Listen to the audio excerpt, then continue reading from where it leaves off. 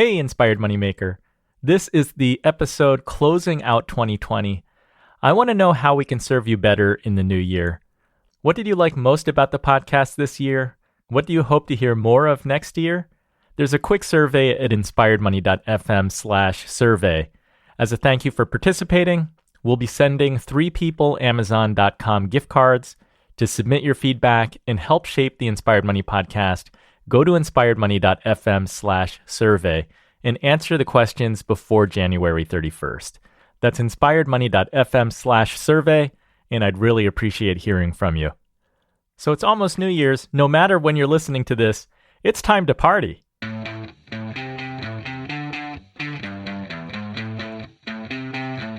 What do you think? New theme song?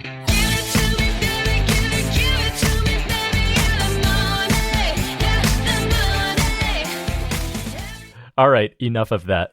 As we start a new year, it is a really good time to sit down, be thoughtful, plan out what it is that you want to accomplish in the new year. Set your lifetime goals.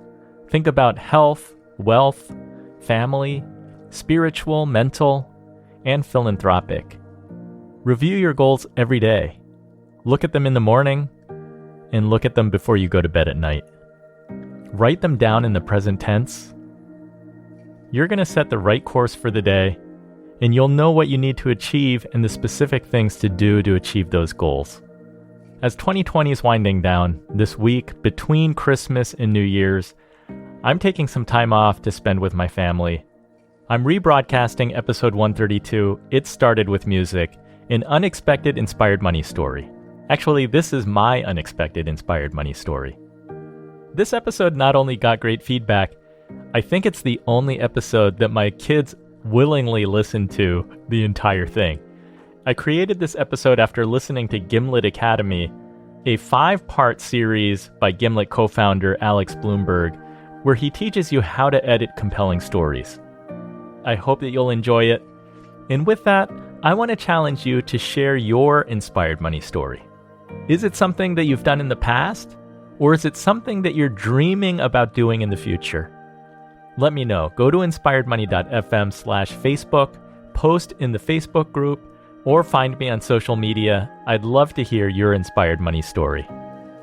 And lastly, I hope that you're able to take a little time to yourself, to spend time with family, slow down, and just reflect on the past year and think a little bit about what it is that you want to achieve in 2021. And now here's my inspired money story. It started with music.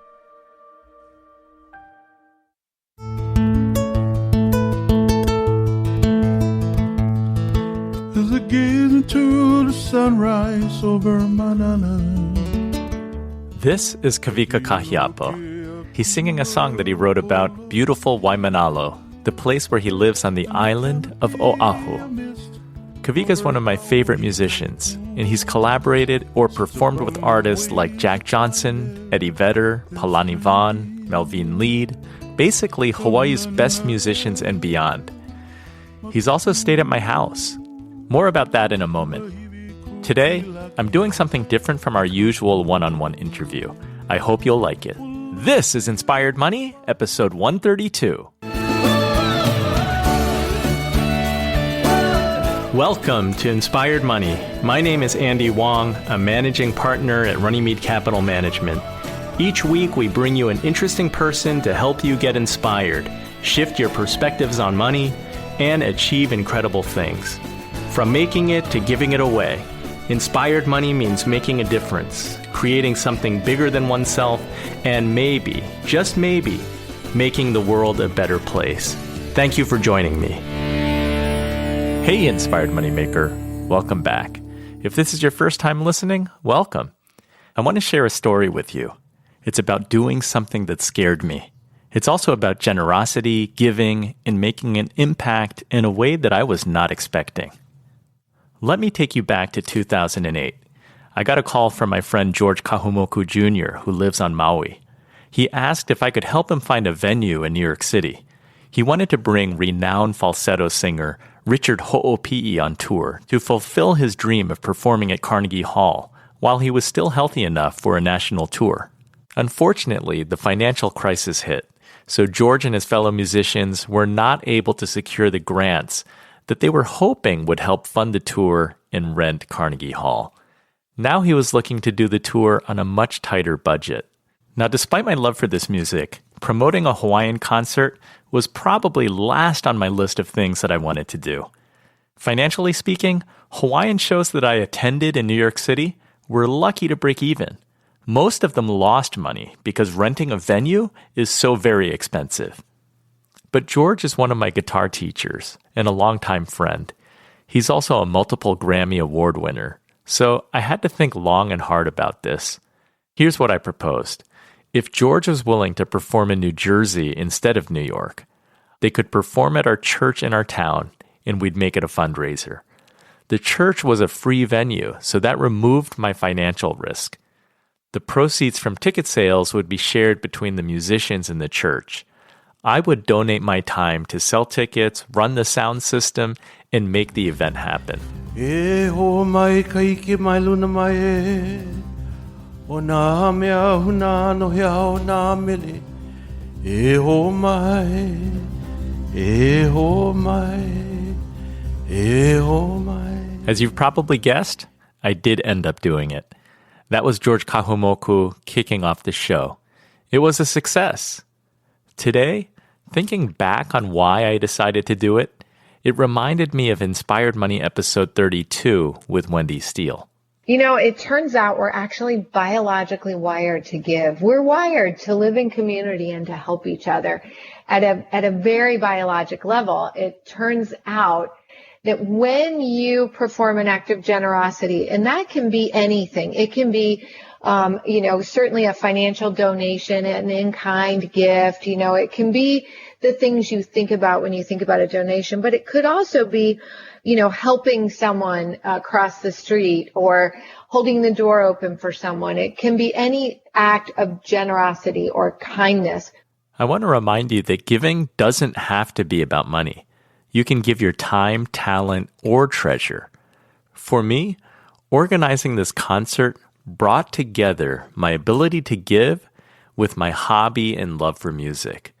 And don't forget, I got to hang out with my guitar-playing heroes. That is awesome.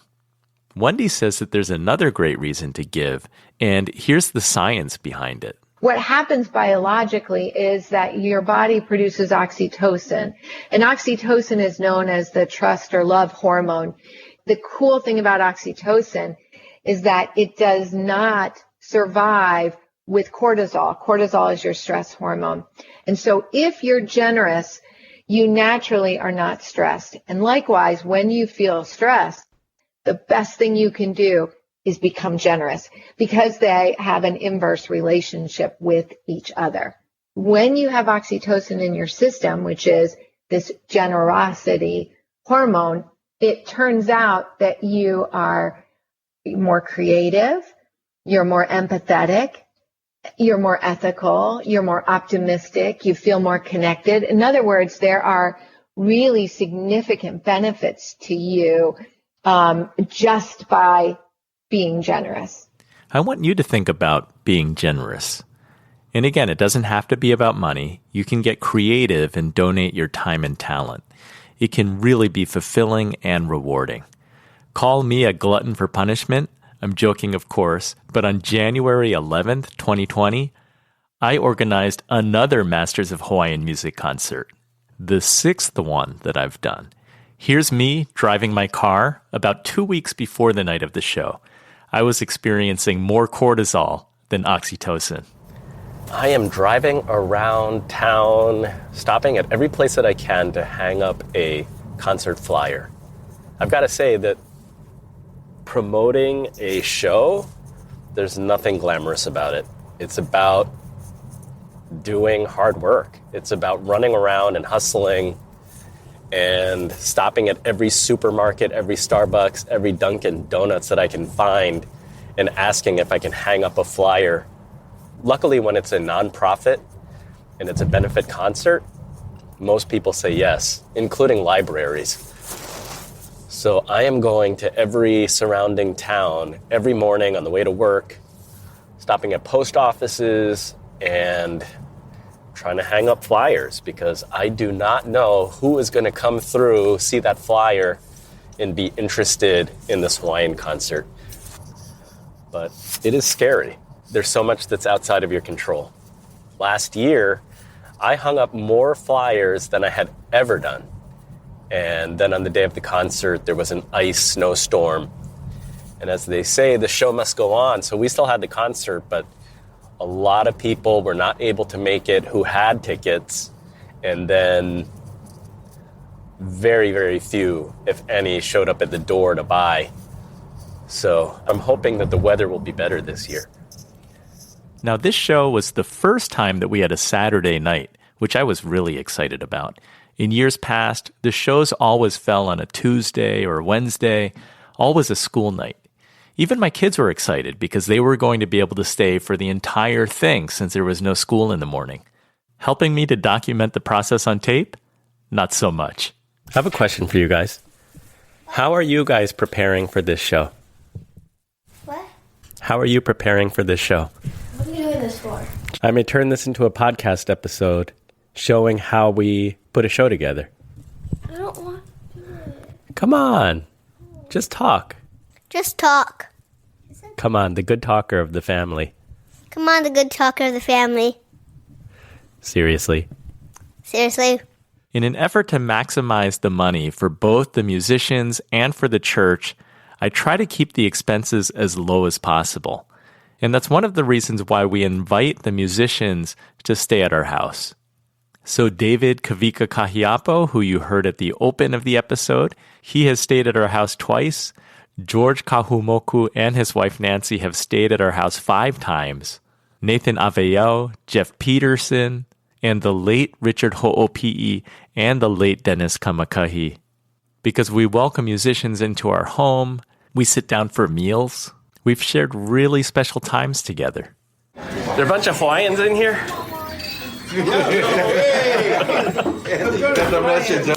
Yeah, how are you? Grab a chair, pull up on the air or something. How are you? You want to sit down with us or you got to... No, I'll let you guys eat. We're good there to be close by there. We can just jump off everything. Is that okay? Yeah, that's fine. What's up with the weather, huh? You guys brought good weather this time. Yeah. It's so warm, I had to take off my outer jacket. I had to take off everything. Me too, man. Some guys running around. Thank you. With shorts on. How are you, Sharon? Good to see you. You too. How's your jet lag? One of the other things that I like about hosting these fundraisers is that it's a family event. This year, my wife and my oldest daughter worked the door, selling and collecting tickets. And then our younger two were even helping with setup and sound check. Check 1, 2. Check 1, 2. Check 1, 2. Hello? Check 1, 2. There's a lot to worry about leading up to the day of the show. Hanging flyers, getting articles written in the local paper, Facebook ads. I really don't know what I'm doing with Facebook ads. Answering incoming calls and emails to answer people's questions. And then we can all finally breathe a big sigh of relief when people actually show up. This year, we got the biggest crowd yet.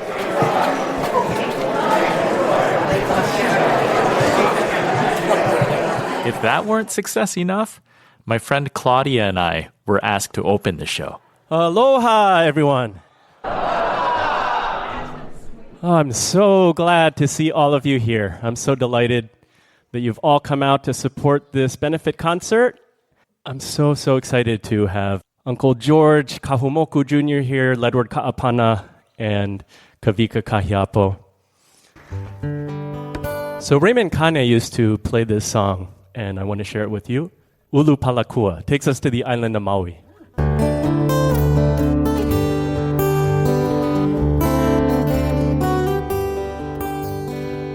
I thought that was it. What started as doing a favor for my friend Uncle George, helping him to find a venue, has turned into a fairly regular event in my hometown. There's been 6 shows in about 11 years. As I reflect, the impact has been bigger than I ever realized. Let me explain. On the surface, I was happy to bring authentic Hawaiian music to my town. The church could raise a little money, and host a unique event for the community. Consistency pays off, though. Cumulatively, these 6 shows have raised over 5 figures in ticket sales and donations. That's really amazing. But there's more. These benefit concerts have always been advertised as having proceeds going towards programs and outreach at St. Paul's Episcopal Church. Only recently did I stop to think about what that really means. You see, our church believes in outreach as an active and diverse ministry. There are nearly 20 programs that our church supports either through donations, volunteering, or both. Let me give you a few highlights. The All the Way Up Adult Education Center in Newark, New Jersey, provides adult education services, including tutoring to prepare students to sit for the GED to earn a New Jersey high school diploma. Tutors are all volunteers and include some of our church members. The Interfaith Food Pantry and Resource Center provides food, education, and resources to families in need in our county. Jersey Battered Women's Services is a full-service domestic violence and domestic abuse prevention agency. And there's Jinny's Rainbow Comfort Quilts, a ministry where parishioners and friends make and donate lap quilts to adult cancer patients undergoing treatment at a local hospital. This blows my mind. It started with music, but look how this impacts the community in so many ways. I never expected my little show to be an inspired money story, but it is. Thank you so much for listening today. I want to close out this episode with a song by Kawika Kahiapo that he performed at the concert. But first, the Inspired Money theme song is by Jim Kimo West. Waimanalo is written and performed by David Kawika Kahiapo. George Kahumoku sang the Eho Mai chant. Claudia Goddard and I performed Ulu Palakua by John P. Elani Watkins. If you like this episode, please let me know by going to inspiredmoney.fm/Andy to email me. And please share Inspired Money with a friend. Thank you so much for joining me on this mission. In the spirit of Inspired Money, I'm sharing Kawika Kahiapo's song, Eo Ku Kia Imauna, that talks about indigenous rights and caring for the land. I know that this song frequently inspires people to make donations and support. Aloha. So, if you're not aware of what's happening among the local community back home, there's a situation happening on Mauna Kea with some stuff going on, and our people have been there trying to protect the mountain and its sacredness by holding space and peaceful protest there now since sometime in this summer they first went to occupy. And a couple of other situations were sparked by similar kinds of action. I belong to a group in my neighborhood a place called Sherwood Forest. There was some proposed development going down, and they did not follow proper protocol, EIS, and the location is on a national historic preservation. Anyway, my family and I decided to go and venture up to Mauna Kea just to feel and experience firsthand what was going on. It's amazing unity, and the whole narrative is just live and be pono, be true, practice aloha, and just let the truth kind of work its way out. So I took a trip up there, and about a week before embarking towards that location, I was moved by what was happening and what I was seeing on TV and the different news reports. So I wrote this song about a week before I went up to Mauna Kea, and it just kind of captures the essence of what was happening with those willing to be arrested and taken away. And most of them were kupuna, were elders, and they chose to be on the front lines, to be the ones to be taken away. And so what really, this is just stirring up a lot more unity among the people back home to just practice peaceful demonstration for a good cause, which is protecting our sacred mountain. So So this song I wrote called Eo Kukia Imauna is a little, you can help support the cause by contributing to the song tonight. There's a portion of the song that I sing. Kupuna warriors put their lives on the line. It's literally what they did. They laid on the ground, and some of them chained themselves to the cattle guard that was on the ground. So when I say, Kupuna warriors put their lives on the line, everyone shout, Eo, okay? So I says, Kupuna warriors put their lives on the line, Eo! Let's see if we can get a little louder volume there. Kupuna warriors put their lives on the line, Eo! Eo Kukia Imauna. Just the letters Eo, Eo, okay? So I'm gonna cue you. A song called Eo Kukia Imauna.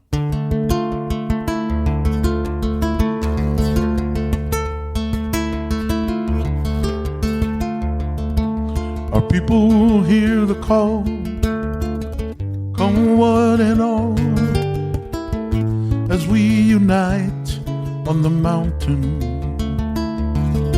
For the powers that be manifest their greed and desecrate our motherland. We stand in Kapu Aloha, hand in hand we make our stand.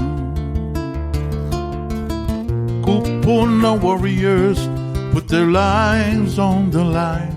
Eo, Eo, Kukia Imauna.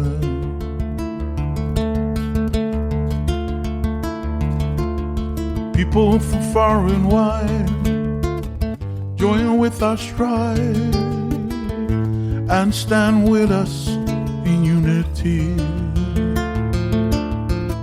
Solidarity for all the world to see.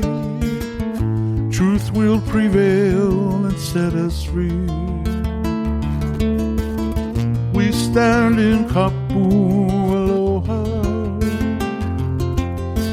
hand in hand we make our stand. Kupuna warriors put their lives on the line. Eo, Eo, Kukia Imauna.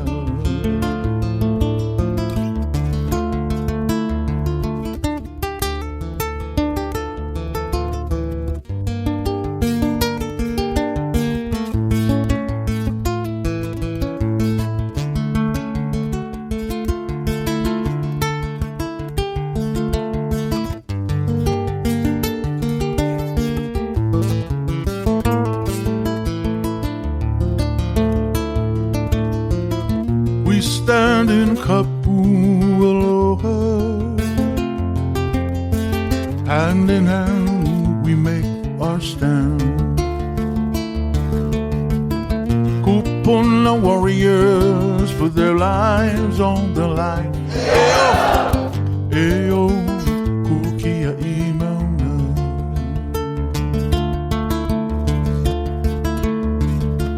Our people hear the call, come one and all, as we unite on the mountain.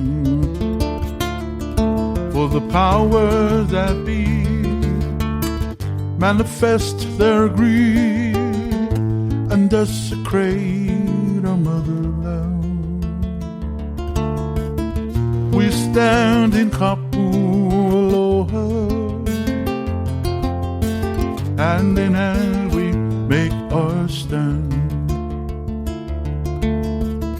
Kupuna warriors put their lives on the line. Eo, Eo, Kukia Imauna.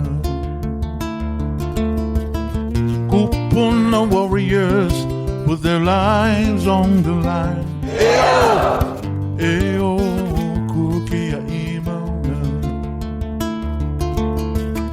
Eo, Kukia Imauna. Eo, Kukia Imauna.